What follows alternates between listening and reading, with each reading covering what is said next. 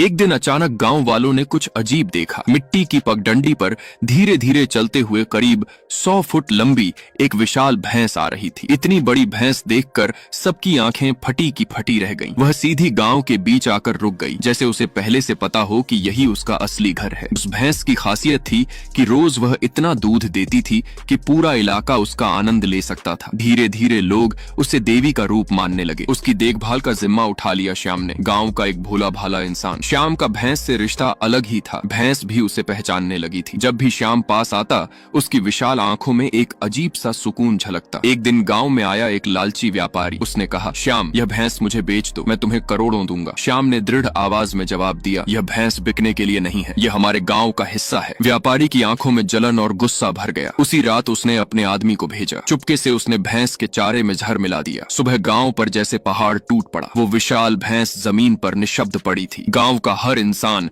शोक में डूब गया। श्याम उसकी देह के पास बैठा था। आंखों से आंसू थमने का नाम ही नहीं ले रहे थे। जिस भैंस ने हजारों पेट भरे थे, उसे एक इंसान की लालच और ईर्ष्या ने मार डाला। क्या आप उस मासूम भैंस की याद में एक लाइक और सब्सक्राइब नहीं करोगे?